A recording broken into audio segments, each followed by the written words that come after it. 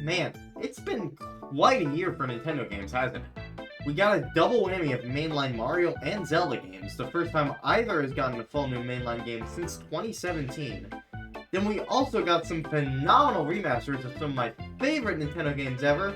No, I'm not sorry for putting Kirby on that high of a pedestal. Return to Dreamland is incredible.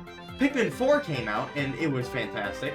Fire Emblem Engage, I didn't play. I heard it was, okay.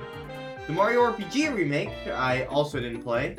But I did play Advance Wars. That's a game that came out this year. Oh, and who could forget? They brought back F-Zero.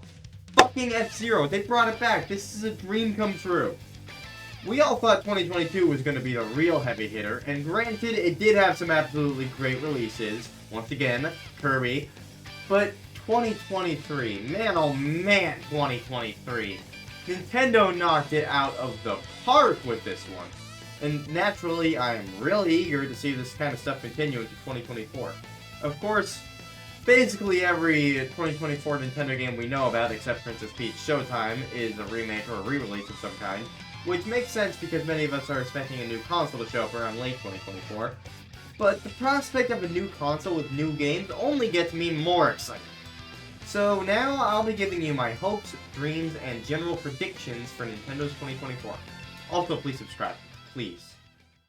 Please. First up is all the games we already know are coming. Aside from Peach Showtime, they're all re-releases, though Luigi's Mansion 2 looks promising, and I am very excited to finally get to play Paper Mario The Thousand Year Door after so many years of hearing about how great it is. My wish for Paper Mario is that it simply lives up to the reputation it's gained over the years, and that the developers use the remaster as an opportunity to iron out some of the elements from the original that don't age well. Because even the best games from the GameCube era have some issues that need to be ironed out. Same wishes for Luigi's Mansion 2, I'm looking forward to that. As for Princess Peach, I merely wish that they don't mess this up. It's their first game since the DS, and I'm simultaneously worried that the switching between gameplay styles will cause too inconsistent of an experience, and that each of the gameplay styles may be too overly simplistic in order to prevent said inconsistency. Hopefully though, these fears will not be realized, and the only new Nintendo game we know is coming in 2024 will end up being a good one. Alright, now that the stuff we already know is coming is out of the way, let's get into the real juicy stuff. The predictions, the wild guesses, and the baseless hopes which will likely never come to pass anywhere except in my dreams. Except that won't be the case, and they will come to pass, because that would be amazing, and I'm a prophet. Let's do this! As we all know, February has been the month where we traditionally see new Nintendo Directs since 2019, though since I believe a certain heavy hitter is coming at the end of 2024, that would probably cause me to hold back a bit on Directs. So instead of a full Direct, February will see a Direct Mini. At the start of this Direct Mini, they'll announce new DLC for Super Mario Bros. Wonder, where Mario visits a new pair of worlds and faces off against Wario and Waluigi, who got their hands on a Wonder Flower. The Mario Wonder DLC will come out in May. The rest of the Direct Mini will mostly have third-party stuff and a trailer for Thousand Year Door that'll give us a release date in June, but there will be a few notable ports that they'll surprise drop. Now, I'm pretty sure the only reason they shadow dropped the other ports is because they've been sitting on Prime Remastered for a while, and the Pikmin games were dropped to help support Pikmin 4. And if they were to give us more GameCube ports, then they'd probably tell us a while beforehand, like with Paper Mario. But I still think there's a chance they might find reasons to do a shadow drop again, and if not, then I would at least doubt they'd make us wait as long as with Paper Mario. I predict we'll be getting one port of a GameCube game and one 3DS port, since Luigi's Mansion 2 means that 3DS ports are apparently also on the table now. The GameCube port will be a shadow drop, and the 3DS port will be released in April. As for which games will be ported, as tempting as it is to bring over something amazing like Metroid Prime 2, I think it'd be best to bring over something in a series that hasn't been brought over yet. This also extends to F-Zero GX since we already have F-Zero 99, and to Luigi's Mansion since they're porting over Luigi's Mansion 2 only a couple months later. Though realistically speaking, I could totally see them surprise dropping a port of the first Luigi's Mansion game before the full remaster of Dark Moon releases, so we can have all three Luigi's Mansion games on Switch. The game I think they should bring over is Chibi Robo. Chibi Robo is a basically dead Nintendo franchise that has not had good luck ever. But people seem to really like the first one on GameCube, so I think it would be great for the series if this were to come over to the Switch, because it could really use a win at this point. And since the Chibi Robo series is so small, it could justify being a shadow drop. Although if Metroid Prime 2 or F-Zero GX were to be brought over, I would still scream. I love Metroid Prime 2 and F-Zero GX. As for the 3DS game, I've narrowed it down to 4. A Link Between Worlds, Kirby Planet Robobot, Kid Icarus Uprising, and Samus Returns. I'm going to say Planet Robobot is pretty unlikely since we already got Return to Dreamland Remake only a year earlier, so let's go with the other 3. I would totally go with any of the other 3. Since I have a bias towards Metroid, I'm probably going to go with Samus Returns, but it could really be any one of these, and Kid Icarus would probably be the best one to bring over when looking through an objective lens, because it doesn't have any representation on lists, while 2D Zelda has Link's Awakening Remake and Cadence of Hyrule, and Metroid has Dread. But I'm still going to say Samus Returns because Metroid. And I already did Metroid dirty when I said Echoes wouldn't get brought over. But enough about ports. At the end of the Direct, instead of giving us a One More Thing reveal trailer, Yoshiaki Koizumi will come up on screen and apologize for not having a bigger Direct this month like they usually do. But then they'll say it's because they've been working on something big. New system ? Which they'll be revealing during a presentation in April. This will cause a lot of excitement, and while some will theorize that something big means a really big game release or two that took up a lot of Nintendo's development power and caused them to postpone a larger Direct until April, most will know that something big almost certainly means a new console. Come April, Samus Returns will be ported to Switch, and I will swoon with happiness because I love Samus Returns. Then, around the halfway point of the month, Nintendo will announce that they'll be revealing their new console in a presentation that will launch the following morning. The internet will explode, and I personally will die of a heart attack, then find my way out of hell and back to the mortal plane so I can bear witness to the presentation of a new system. Then, on Friday, April 19th, 2024, the presentation will open to a guy coming home and pulling what looks like a much beefier Switch out of his bag. The design looks quite bigger, but also somehow more slick. He'll plug this new Switch into a dock, which looks almost entirely different to the dock that the Switch 1 uses, along with being much bigger. The system's menu will come up, and we'll get to look at the awesome new design for the Switch 2's new home screen. Then, the guy using the system will pick up the controller and select a new Mario game named Super Mario Kingdom Come. And we'll get to see that the Wii U style home screen title screens for the individual games are also back. Then, the camera fades out, and we'll take a look at the new logo for the new system, and we'll also get a look at the name, the Nintendo Switch 2. Yep, it's pretty much what we all expected, and while some will be disappointed that we didn't get any new cool gimmick, or the return of dual screen, many of us couldn't be happier. The rest of the presentation will go more in-depth into the system and the new 3D Mario game. The Mario game will be the first full open-world 3D Mario, and will also be the first full Mario Sandbox game to use power-ups. Basically, think like Bowser's Fury, but a full game. As a fun added bonus, this game will take place almost entirely underground, featuring massive subterranean expanses and several underground kingdoms. The color of the cave rocks will vary though, and many of the ceiling rocks will be blue as to still look like a sky so this Mario game can still have that vibrant feel. Super Mario Kingdom Come will be released at the console's launch. The system itself will have about as good specs as you could ask for when it comes to a handheld device. About as strong as the Steam Deck across the board, with a dock that can upscale to 4K, and the storage space will be several times larger than that of the normal Switch. The dock will also be able to hold some storage space for when your Switch fills up, so worst comes to worst, you can still play games while docked if you run out of storage. The side buttons on the Joy-Con will pop out when the Joy-Cons are removed from the system or gripped. That way you don't need the straps while playing a multiplayer to have an easy time with the Joy-Cons. Also, they'll announce that Joy-Con drift has been fixed and that the new system won't do that ever again. Thank goodness.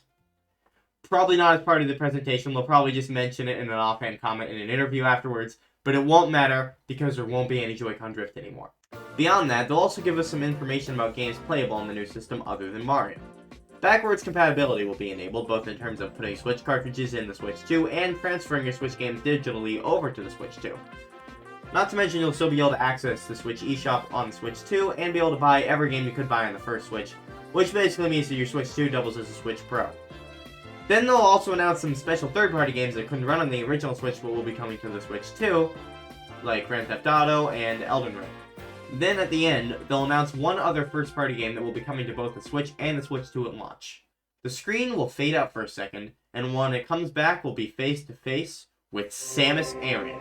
That's right, Metroid Prime 4, baby! I will have a second heart attack. The game will feature much larger individual rooms than the original trilogy did. Planet hopping will return from Prime 3, but it will be handled better. Each individual planet will have a day-night cycle. Sylux will be the main villain, and will have at least one Metroid with him. The cutscenes will be cinematic as fuck.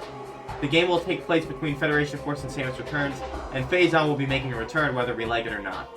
Metroid Prime 4 will be set to release on both the Switch and Switch 2 on the same day the Switch 2 launches, which will be on September 20th, 2024. Realistically, November is more likely, but I think it'd be good to give the system some breathing room before the holiday season starts, and also the earlier the better.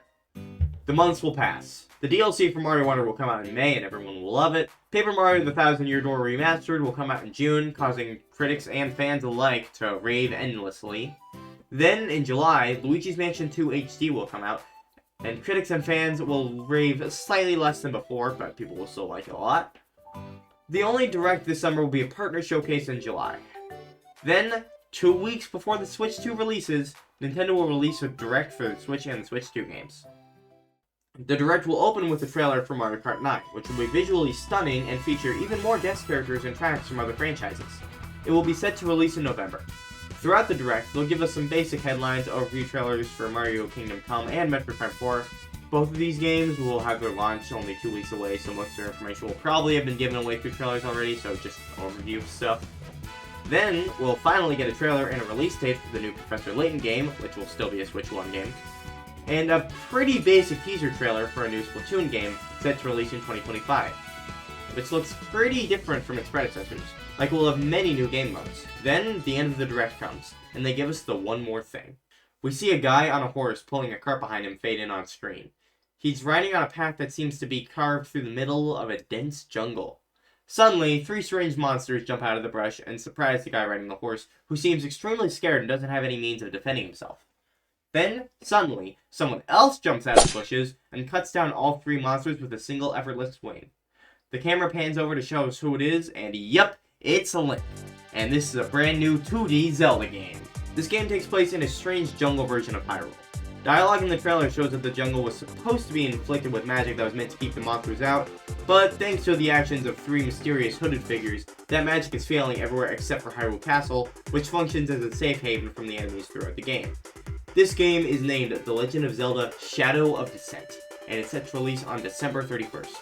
Also, side note, if you don't know, the Zelda game I just described is a game that I made an entire video pitching my idea for a while back, and you should totally watch that video after this one if you haven't already. Anyways, September 20th comes and goes, and everyone eats up the Switch 2. It sells out instantly, then comes back for just a second, only to instantly sell it again when Black Friday and Christmas come into the mix. Super Mario Kingdom Come sells like hotcakes and reviews very well. Everyone loves it, though many lament that they would have preferred having Mario Odyssey 2. Metroid Prime 4 also sells very well, though not nearly as well as Mario, but it reviews even better. I will unfortunately not be able to play Metroid Prime 4, however, because every time I try to pick it up, I'll pass out from excitement and my doctor will tell me to stop. October comes and goes without any new releases, but the hype carries from the 2 major releases from the previous month. Then Mario Kart 9 comes out in November, and everyone who isn't married to Double Dash crowns it as their new favorite Mario Kart game. No new Pokemon game or DLC releases this month, with Game Freak finally deciding to give themselves some breathing room to make the next one. I doubt this will be the case, but I really want it to be, because when they finally give us Pokemon Legends Rayquaza, they can't fuck it up. Instead of a new Pokemon game, Game Freak will provide both Switch and Switch 2 owners with a game compilation of every Pokemon game from generations 1 through 4. I will once again have a heart attack because this means I can finally play Pokemon Emerald on my Switch. Then December will arrive. Metroid Prime 4 will win Game of the Year, and I will lament being unable to play the game without passing out from excitement. Also at the Game Awards, Nintendo will provide us with a new in-depth trailer of the new Splatoon game titled Splatoon Sink or Swim. We get to see the standard Splatoon Turf War, but then they also show us several new online game modes, including a new co-op game mode alongside Salmon Run, a much larger Turf War arena for teams of 20 each, and a Battle Royale game mode. There will also be a local multiplayer versus mode, and the campaign mode will allow you to play co-op missions both locally and online. This new Splatoon game will drum up a lot of excitement, as it's the most changes we've gone through the series since Splatoon 2. Then, shortly after that, New Year's Eve will arrive, and The Legend of Zelda Shadow of Descent will be released to the world. Many will be unhappy about the big new next-gen Zelda game being a 2D entry, and undoubtedly 2D gaming as a whole will undergo a lot of verbal assault online. But the people who decide to pick this new Zelda game up and give it a shot will end up having an absolute blast, and 2D Zelda will finally make its return to the world outside of remakes, spin-offs, and semi-reimaginings for the first time since Spirit Tracks in 2009. No shade to Link Between Worlds, by the way. That game is my favorite aside from Tears of the Kingdom. Link Between Worlds is so good. And that is what I predict and wish for 2024. Of course, hopefully we'll see more awesome stuff for the Switch 2 beyond 2024. Splatoon I already mentioned, but I also think the Switch 2 will be a great place for the resurrection of Donkey Kong and Star Fox. And we'll also need to see franchises like Animal Crossing, Fire Emblem, Pikmin, Yoshi, Xenoblade, 2D Metroid, and both dimensions of Kirby return. But those releases will need to be spread out throughout the Switch 2's life. We can't exactly expect them all to show up in the first few months, after all. But for the first few months, 3D Mario, Mario Kart, Metroid Prime 4, and 2D Zelda would do more than suffice, and I'd be more than pleased if this is what we actually end up getting. But what about you guys? What are you all hoping for? Please let me know in the comments, and also let me know just how likely you think my wishes and predictions are. Probably like a 1% chance, but, you know, it'd be nice if Shadow of Descent ended up being real.